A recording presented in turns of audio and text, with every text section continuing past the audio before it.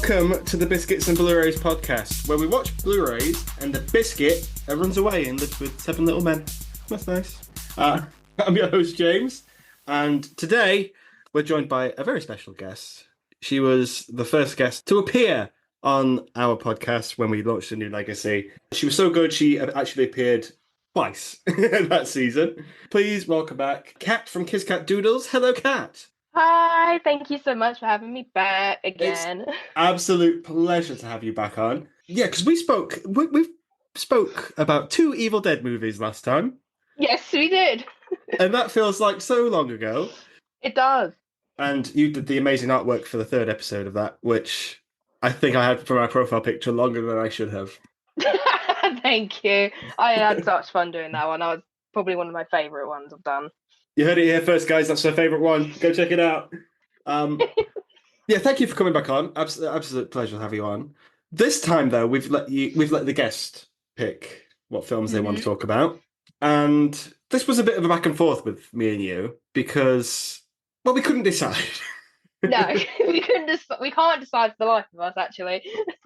So we figured out we were big Disney fans, and I think that's where part of our love for animation and movies lies.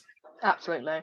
And we had an abundance of Disney movies to pick, but we settled for the very first one. Right at the beginning. Yeah, it started you mean to go on, absolutely. Maybe this is it now. Maybe you come on for every Disney movie we talk about. Oh my god, imagine. But that's good. That's getting harder and harder because Disney keeps buying everything. So it's Yes, just good. they do. Why did we pick this one? Do you like this one? I do. I feel like everything stemmed from Snow White and 7 Dwarfs. Everything in terms of an animation, everything's progressed so much. Disney as an industry as well. It was very groundbreaking, I think, in my opinion. I think it's a classic, so it seemed right to be the one we spoke about. Cool. Before we actually speak about Snow White and the 7 Dwarfs, oh, by the way, this is the Snow White and the 7 Dwarfs episode. Bombshell. Yeah, sorry if you tuned in expecting something completely different. You have Letterboxd, and this season we're going to ask. Well, we have been asking, apart from one who didn't have it, your top 4 movies that you have placed above your Letterboxd thing, and this is so we can gauge who that person is, learn a little something about them. So yeah, take it away with your top 4. Okay, well that's so fun. I love that. So I have Disney Tangled. It's one of my favourite films, probably of all time. I have DC's Birds of Prey, and I have the original The Mummy, and Avengers: Infinity War. Okay, The Mummy, the Brendan Fraser, 1999. Yep. Yeah. Okay. Yep. Some would say that was a bit of a mixed bag. That one, that top 4. I am a Birds of Prey apologetic. Yes. And I'm glad someone else agrees with me because that film is a banger. It is, and everyone should love it because it is great. It's blinding. The soundtrack, the cast, the story. I thought it was great. I loved it all. Mm-hmm. So that's your top 4 that you can gauge whether Kat's opinion on Snow White and the 7 Dwarfs is any good or not. but I think it is. I think that's a great top 4. Tangled, I would swap out for maybe Wreck-It Ralph if I'm being picky. Oh, I said what I said. good. Yeah. Tangled's great though. So yeah, let's talk Disney then. Let's go Snow White. Mm-hmm. How old were you when you first watched Snow White and the 7 Dwarfs, do you think? I must have been probably around 5, 6. That sounds about right, yeah. Because I think everyone's familiar with the story of Snow White and the 7 Dwarfs. It's everywhere. You can't escape it. Everyone knows it. Every single Panto season, there's always someone doing Snow White and the 7 Dwarfs. Absolutely. This starts a long trend that Disney took on then, where they adapted Grimm's fairy tales. And I'm not sure how close this is to the Grimm fairy tale. I think it's quite close. I don't remember at the top of my head. I know Disney's adaptations of the Grimm tales are very drastically different, actually, but I'm not terribly sure with Snow White now I'm thinking about it. Okay. There's obviously Snow White, there's the evil queen, magic mirror and stuff, but I think if anything's going to be different, it's going to be the ending, because the Grimm fairy tales, they don't go well. No.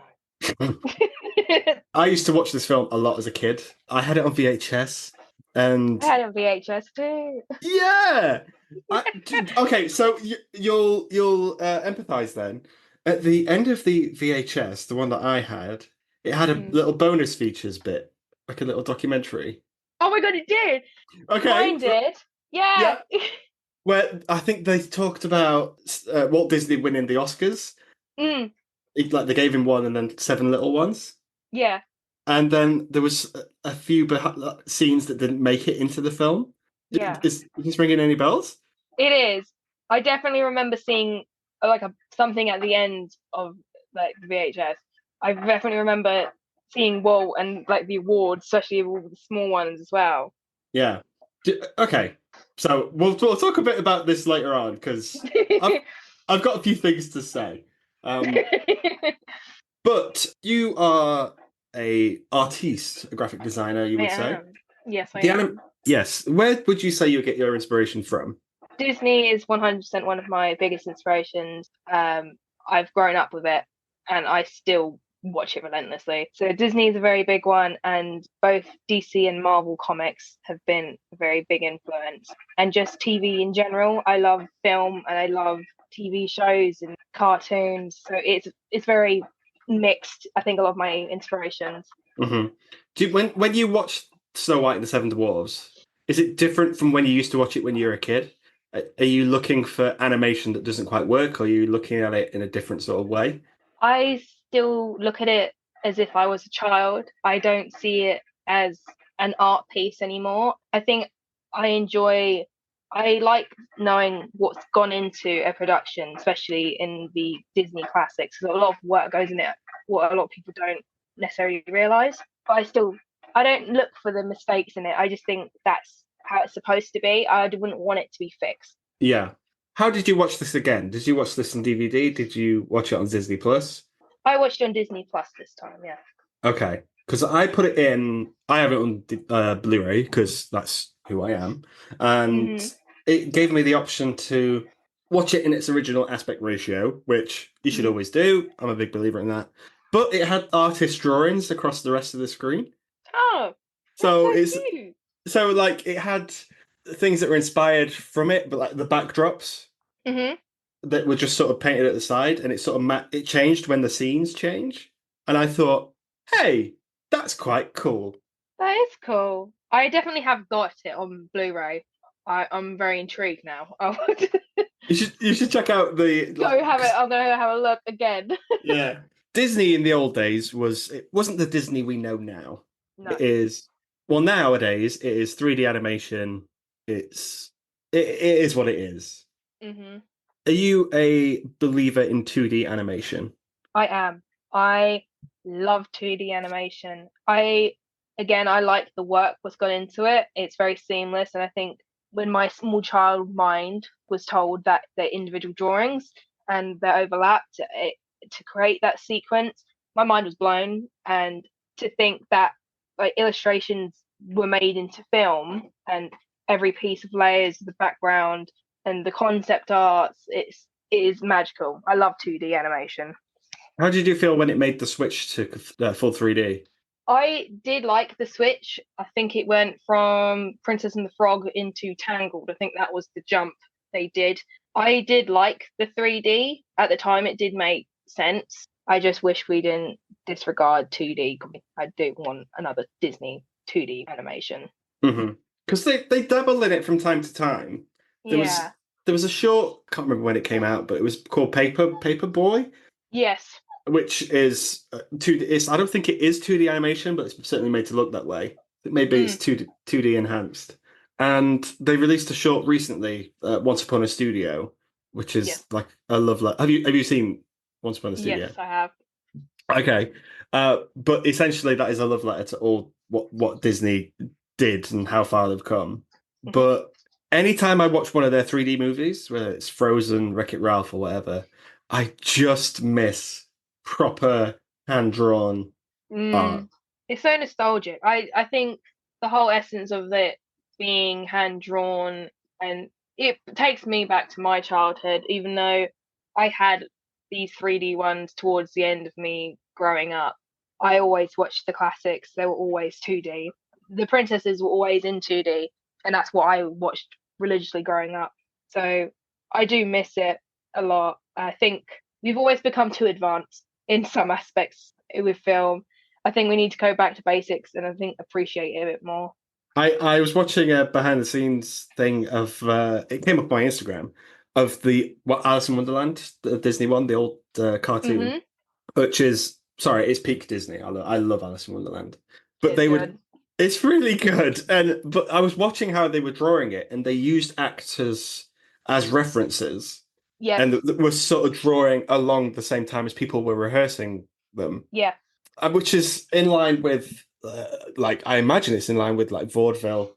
It's how I imagine people would paint like a court scene. Yeah. Yeah. It's just like really fast, just sort of looking and things like that. But also, the animators themselves would have a mirror, and if they needed to draw a certain expression, they would look into the mirror and see the expression that they had to pull. Yes, they would. Have you ever tried that in any of your artwork?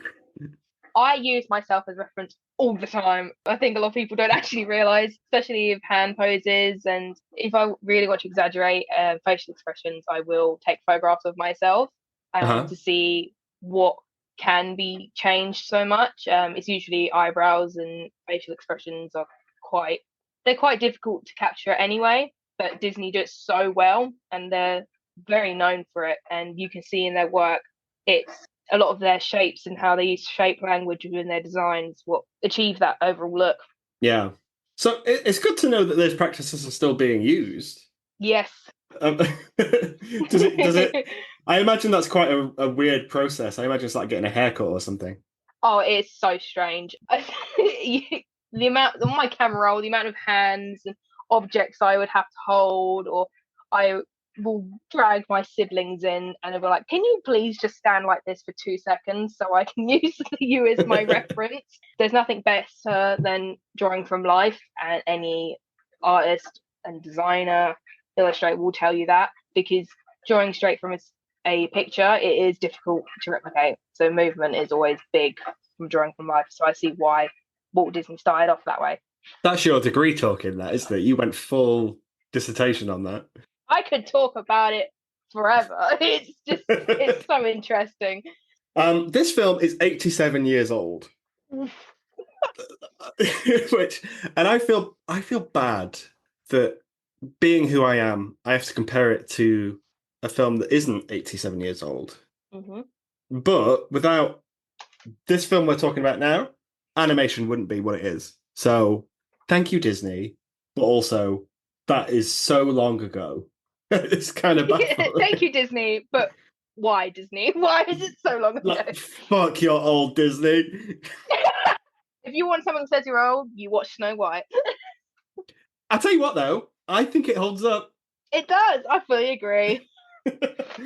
Okay, so I think there are some. Well, okay, when I say it holds up, there's certain things I'm talking about and there's certain things I'm not talking about. What I am talking about is the seven dwarves themselves. Hmm. I think the animation is complete. It's the Disney I recognize, where the animation is a bit more not cartoony. I mean, it's a cartoon, but it Hmm. doesn't. Snow White, for instance, I think she's not overly expressive. She's not like wacky in the way that she's drawn. Yeah, no, I agree. I fully agree with that. She's pretty in proportion to a realistic body. Her eyes aren't massive in comparison to, say, someone like Ariel, Yeah, where they're a bit more intense. but it again, it does feel like I don't know if you've seen the animated Lord of the Rings, the cartoon. I don't think so. Okay, basically in that they get actors to act them out, but then draw over the footage. Hmm. So, and there are glimpses in this where I think someone is acting out Snow White and someone is drawing over it. Oh, okay. That is not confirmed, but I am starting this rumor that you you heard it here first. yeah, Disney, all they do is trace. Anytime she sort of turns and her face doesn't go a certain way, it looks a bit wonky.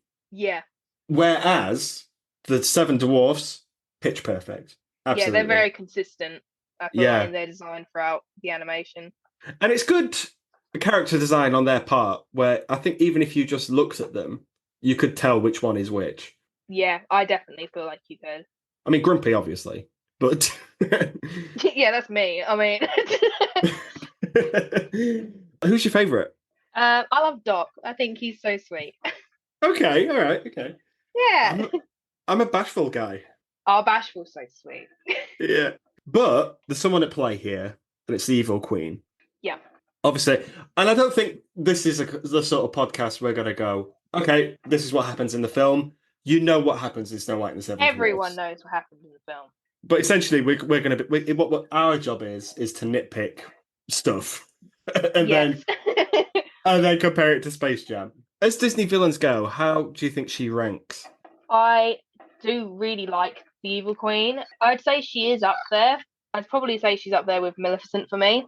Maleficent's probably one of my favorites, as well as Ursula. I do think she is a very good Disney villain in the sense she's very clever in the sense of how she goes about to, poison Snow White. And the vanity is such a human emotion that it doesn't seem so far-fetched, where it's unlike now where some villains you're just like, okay, you're a bit strange, but she was more human, I felt like. So I do think she's very good. But I don't think she's top tier villain. No, I do think there could be a lot more to the Evil Queen. Because I always remembered, like, I've seen this film a lot. I think I could go through it in my head. But I always remember the Evil Queen doing a lot more. Obviously, she does the whole thing, like transformation bit later on in the movie. But I remember her having more of a presence in the rest of it. Yeah, I thought that, especially as a child, I thought she was quite intimidating as a child. When I look back on it now as a 21-year-old, I'm just like, well, you're not really in it that much, are you? She's kind of there, but I don't know. I'm not sure. She's sort of, there's a shadow of her, I would argue. But it does get forgotten about once you meet the dwarves. Yes. And then the film takes such a gap with them that when she appears again, you're like, oh, there is a villain in this. Oh yeah, I remember her now. She is relevant to this plot. Yeah. I'll tell you who I did forget though. The Woodsman. Oh, the Woodsman, yeah. Completely forgot he was here. Oh, this guy, he's back. Okay, so obviously, Evil Queen, oh, I'm jealous of Snow White, yada yada. I think the mirror's a good effect for that time. Yes, it is. I think so. And I can't think why. I can't imagine how they've done that, but it must be animated differently. I'm not an expert. Hey, you're the expert, I guess. I'm not sure on how they've done it, but it looks like a different type of animation compared to the rest of the film. I'm not sure how they've done the mirror. It looks more in tune with anything they ever do in Fantasia. Yes. I think it's the movement of like the smoke. I think that's what looks different from the rest of it. Because obviously in Fantasia there's so much water in Fantasia, and that's such a difficult piece to animate anyway. But I'm just thinking, I've not seen Fantasia, but the only thing I recognise is the Bald Mountain stuff. Yeah, I understand. I go what you mean. And I imagine that the same team that did the smoke effects on Snow White would have also done Fantasia. Makes logical sense. Yeah, but I think that holds up. I think that's great. She's obviously jealous of Snow White. One thing I will point out, and this bothered me, is that yes, it's a kingdom. Yes, she has a kingdom, and Snow White is technically the princess. But there's no one else around.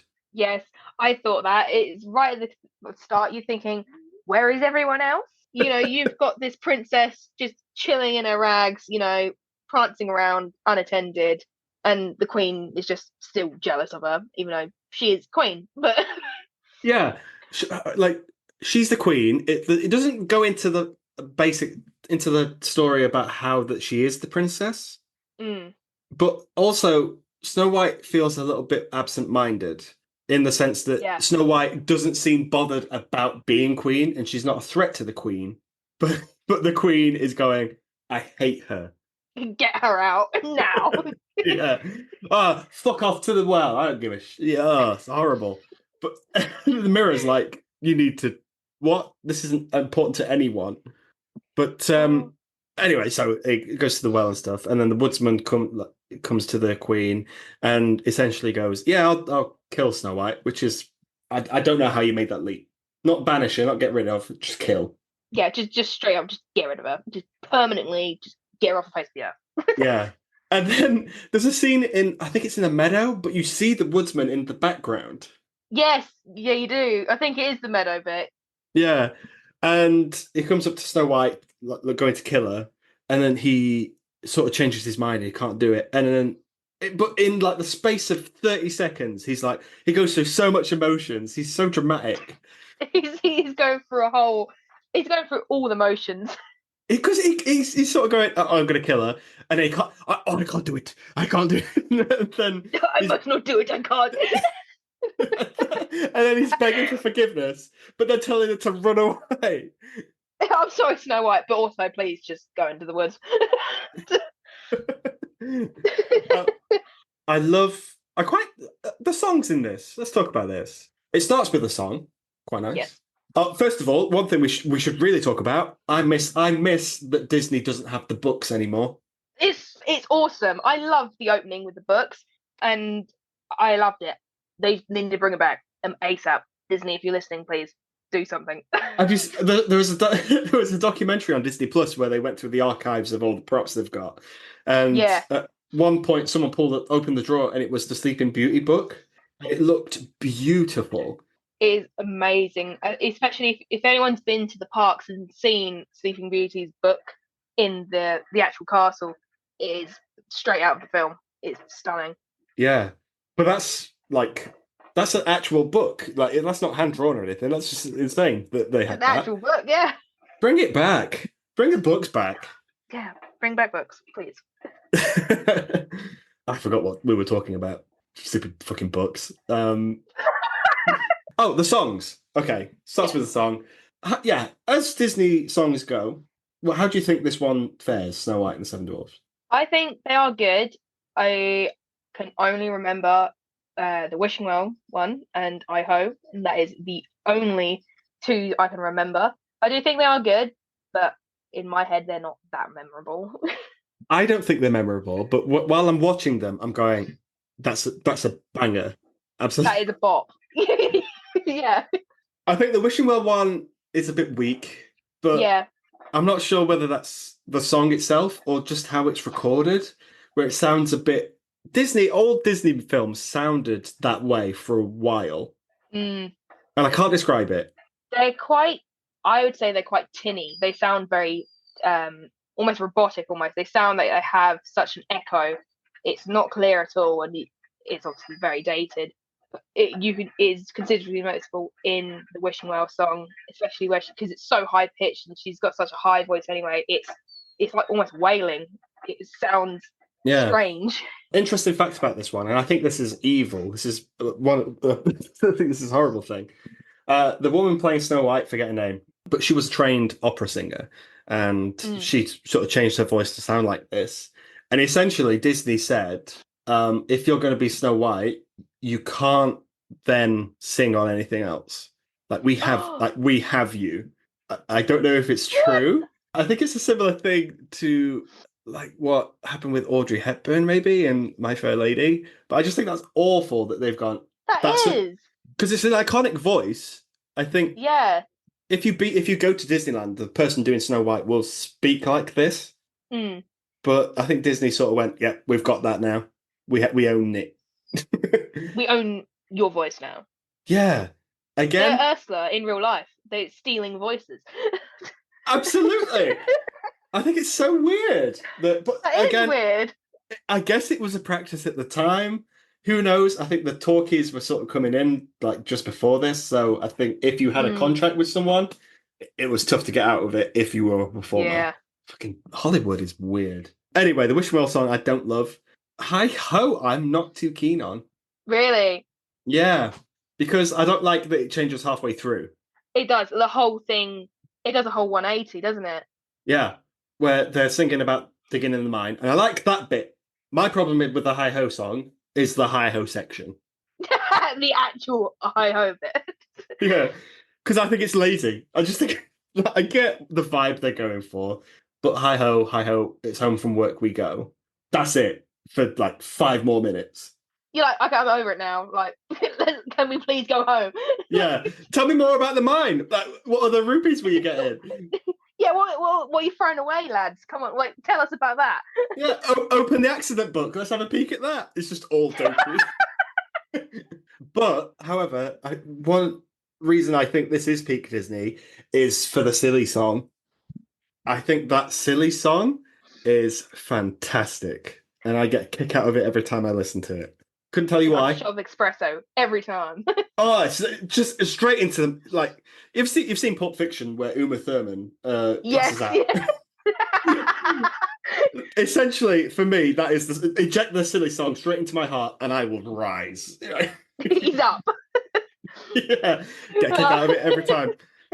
But I noticed one thing about the film in general is that it has an underscore, which is quite unique for any film really, but it plays mostly when characters aren't saying anything. We spend a lot of Yeah. time with the woodland creatures, Yes. and it goes a bit Tom and Jerry Yes, it does. It does. Actually, now you said it.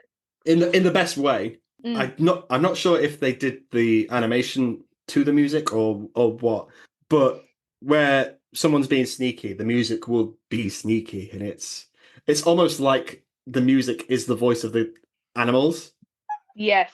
I lap that shit up. So do I. I think it is genius in any creative way. It's brilliant.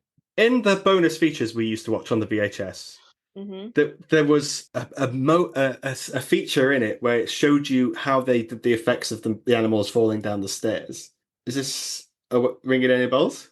Yeah, I think so. And it was just someone at the top of the stairs pushing a crate, like loads of crates over, and then they put it into the film. Foley artists are underpaid. I said it. It's true. It is true. How do you feel about Whistle While You Work? I do like the song. Again, it is quite repetitive, like Heigh-ho, after a while. Mm-hmm. I do remember it when I watch it, but again, it's not that memorable in compared to other Disney songs. Mm-hmm. I don't like its message. No, the actual underlying message of it, I don't agree with. Because I don't know about you, but I can whistle. Wow, I can't.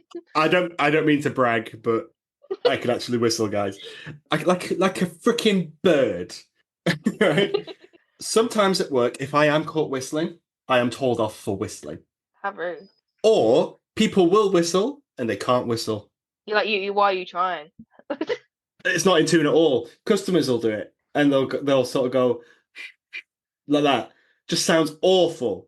Just like I'm not even going to attempt. I'm not going to attempt. Let the record show that was Cat whistling and not me. But no, you shouldn't whistle while you work. Literally, just work. Focus on your work. Get that coin and just do your work. Let's talk about the Evil Queen again, because she crops up short, like a way into this film, and then she goes, "Okay, apple time." It is now apple time. As transformations go, I think we see a few in the Disney canon.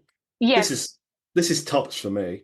It is very good, especially with the bit with her hands. I don't know why I love it so much, especially where it flickers and you see like her hand, like skeleton. It's great. Yeah, the only other one I can think of really is Sleeping Beauty when Maleficent becomes the dragon. The dragon, yeah. I love it. But when I think the evil queen from Snow White, this is the image I think of. This old hag. Really? Yeah. I never go to the, oh yeah, she was actually quite noble and regal. Oh no, I think of her in like her crown and her massive like gown and cape. I think of her quite. She's very extra in how I think in my head when I first imagine her, not necessarily the old woman she is in it. I don't know why. I just leap straight to old lady hag face. Old lady. Yeah. Here's your apple. I have an interesting fact about this, and I've done a little bit of research. It's quite cool. Okay. But Lucille Laverne, fucking great name. I imagine that's what the Queen's actual name is. Who played the Wicked Witch while she was recording her lines? It wasn't quite working for the old hag because she did the same thing. And then she went, okay, give me 5 minutes. And she left the recording booth and she came back in, nailed it straight away. And everyone was like, what have you done? What's different? Turns out she took her teeth out. Oh my god! Yeah.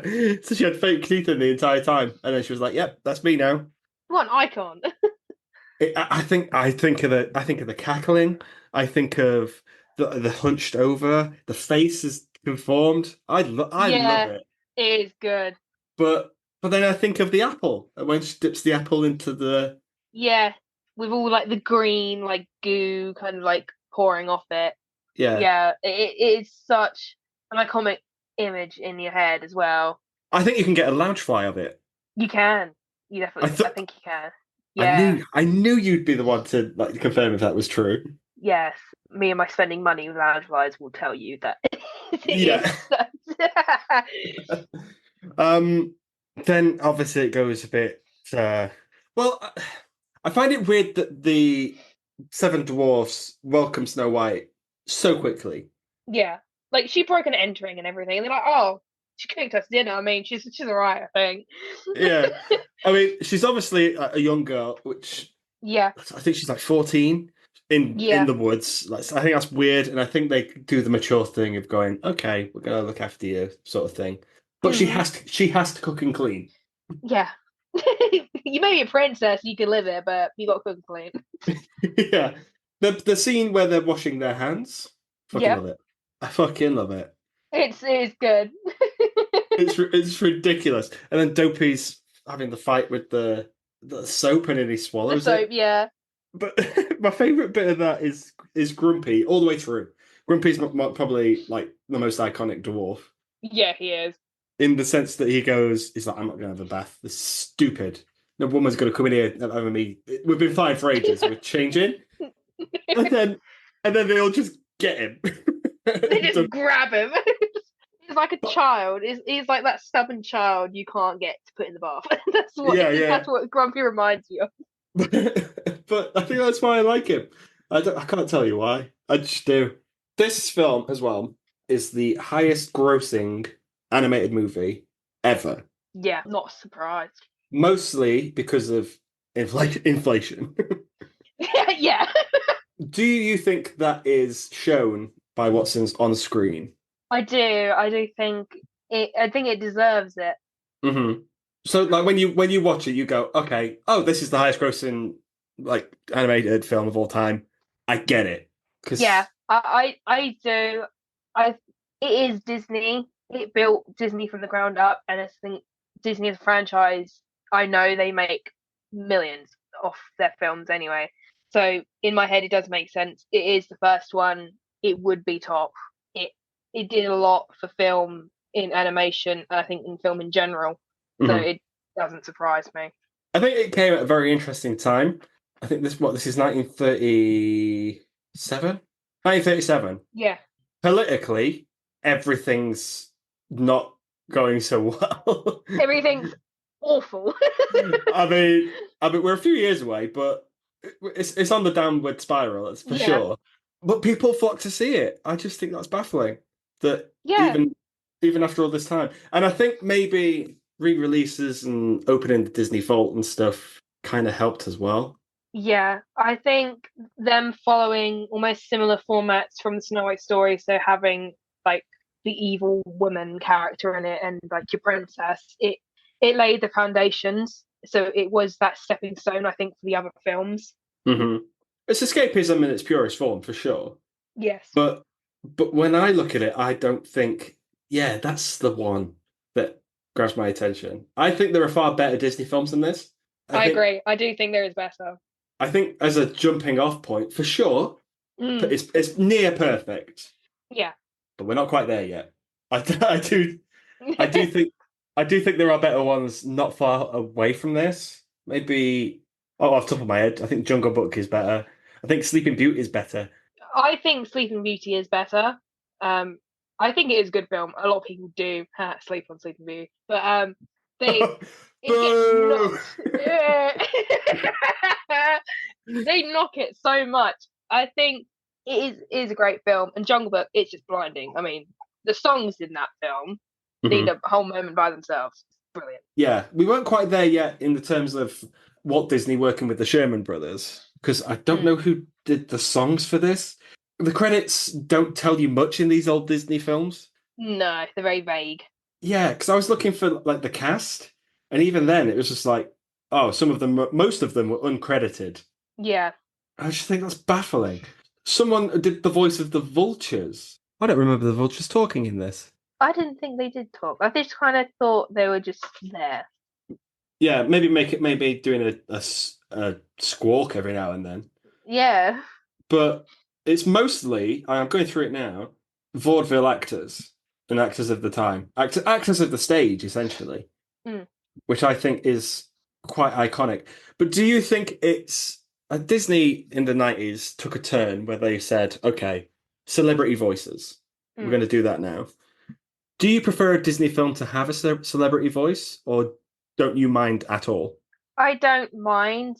I think I prefer it if they don't, because I will if I hear a celebrity voice, I know it's them, and then I will link that voice to the character I associate with that celebrity. So if I get Chris Hemsworth on a Disney film, I'm like, why is Thor here? That is Right. where my mind will go. Okay. So does that happen for you in the Disney films? It does. I think if they, a thing in the more recent one, so like in Wreck-It Ralph, there is a few celebrities in them, or even just people who are in media, and I will recognize it straight away. I do think it's initially cool, but then I'm like, why? Is it like a kind of a money grab thing? Hmm. I don't know. I can see both sides. Yeah. My favorite of the Disney films are the ones where the celebrity voice is in, but that's just because I grew Mm. up with them. But I think these ones have a timelessness to them Yeah. because they don't. I have a problem with the guy who plays Baloo, for instance, that he just appears. He's in uh, so many. He's in so fucking many. Like what's his name? Like Pat O'Malley or something. And he's I like think so. Aristocats, and then fucking Robin Hood. Yeah, I think he's in like Bed Knobs and Broomsticks as well. It is in so many. I'll like find it everywhere. It's like Toy Story, like their voices as well. Mm. Yeah. Oh, who else was it? The guy who plays the Mad Hatter, Ed Wynn, when he rocks up in Mary Yeah, Poppins. I'm just like yeah, this. Oh, it's no, it doesn't. I can't. Yeah, it is what it is. But yeah. I don't mind having timeless No. things. This film's only an hour and 23 minutes long, Hmm. the first full length feature film. Even films that came after this, Disney wise, are much shorter. Yeah, Do you think it fills the runtime, or do you think it lags a little bit? I do think it feels the runtime. I think Mhm. like it drags on. I feel it feels right. If it was cut back, I would be like, well, where's the rest of it? Hmm. But there's a scene where, for instance, when Snow White eats the apple Yeah, and um and they kill the queen. They kill the queen. It's not even a second thought. She just goes. yeah, she's gone. Yeah, just falls off the cliff. She is dead, and then that brick lands on her. Probably, I don't know. I Yeah, think that's quite a good image, though. I think you don't need to see what is happening to her because I think the vultures are the symbol. These fucking yeah. vultures crop up more than anything. But they're sat waiting, they're watching everything happen. And then when it all goes quiet, the vultures start flying and circling. Yeah, And I yeah. think, oh, that's quite dark. It is eerie. But then the film goes, okay, like it comes up with text saying what happened then, saying Yeah, like Snow White was put in a glass box or whatever. And I just think, why not just animate that then? yeah. You do think, well, why am I getting told this? Why can't I see it? Yeah, because an hour, you're 7 minutes away from an hour and a half, and arguably Yeah, most of this runtime is that first book being like turned, the pages yeah, being turned. But just stretch it out a little bit longer and give us a bit more of this glorious animation. yeah. I'd want to see more. But then it would be the seven dwarfs just carrying a dead Snow White. This is just this lifeless corpse into this box. Or Yeah. they're running back to the mine. They're like, oh, which jewel should we actually put on this thing? Yeah. They put her in, they put her in a glass box. But I was under the impression that she fell into a sleep. Yeah, she goes to a sleep like death. It is again similar to Sleeping Beauty, but she is asleep. Yeah, but when I was a kid growing up, she was straight up dead. I thought she was dead. Yeah, I thought she was dead. Yeah. But how? I don't understand. It's a poison apple. She's took a bite out of it and she should be dead. Yeah, Not no, not sleep. Yeah. At what point does it go, oh, she's actually asleep? Not really dead. This Yeah, magic mirror, maybe the magic mirror is to blame. maybe he's behind it all. Or maybe she's just not that good of a evil queen. Maybe she just got it wrong. She got the wrong ingredients in there. Yeah. Because she dies for this. She dies for this cause. She does, and she does a half-ass job. You're like, well. But also, if you go, okay, Snow White's in the woods and she's living her best life, you then wouldn't go, actually, no, can we make sure she's dead? You would. Like, she's gone. You would have nothing to worry about. She's gone. She's not coming back. Yes, she's alive, but she's definitely not coming back because, hey, she might like it with the seven men. Maybe. But I don't know. True love's kiss, whatever. Blech. Gross. But then that sweeping score comes in again. It sings the song. I forget which one it is. I always confuse it with Cinderella with the Once Upon a Dream. I always think that's this. Yes, I get what you mean. But it sounds the same.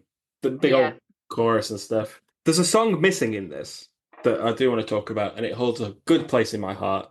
And it was in the bonus features that we spoke about earlier. But it was a song that was supposed to be after when they've all washed up and all that, but where they have soup, and it was cut. They just thought we can't. There's no room for it. It slows it down. But it's more of the dwarves doing more of their dwarf stuff. Mm-hmm. For instance, they're all eating soup, they're all slurping it, and Snow White teaches them what to do. But then Dopey inhales the spoon. Yeah. And then because he's had the soap as well, they're trying to get this soap and the spoon out of him and stuff like that. And I miss it. I think it's on the soundtrack. I think it's called Music in Your Soul. I'm just Googling this. Soup. Music in Your Soup. Need the receipts. I gotta get receipts. Music in Your Soup. Music in your soup. Music in your soul is music in your soup. Yeah. It's on Spotify. People listening, Kat, if you want to check it out, check it out. It's arguably one of the best songs in it, but it just got cut. It's always the way, I feel like. Always the best bits. The little golden gems. Yeah. And it's about soup. There are no songs about soup. No. Good soup. And basically the film, it flies by. Like, as soon as I put it on, it finished. Yeah. I always assumed Dumbo, which wasn't a few years after this, was longer. Dumbo feels endless to me. It feels long. Dumbo is 23 minutes shorter than this. I don't know how, in what universe it's possible. It just does not. Dumbo for me is such a long film. I think it's because it's so heartbreaking, that film. I'm just like, is it over? Is Snow White and the Seven Dwarfs better than Space Jam? Yes, I think it deserves it. Why?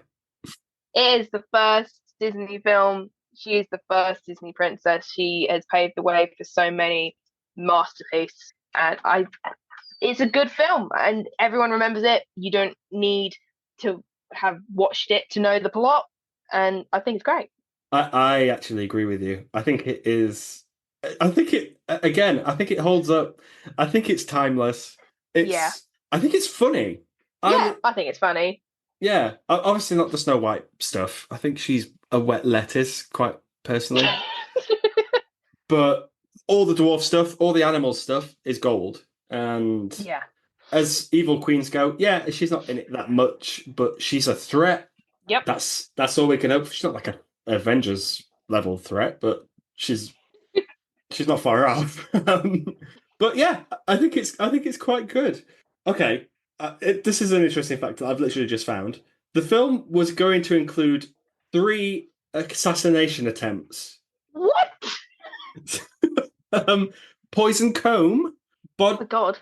bodice suffocation, and poison apple. They eventually streamlined it to just the apple. Oh my God. I mean, Jesus, that would be horrific if they tried to kill her 3 times. Jeez. Poor love. I mean, maybe it's that woodsman again. He's not very good at his job. I was gonna say, what's he gonna do? We're gonna whip out this bodice, be like, right, okay, hold up. And then just, no, I can't do it.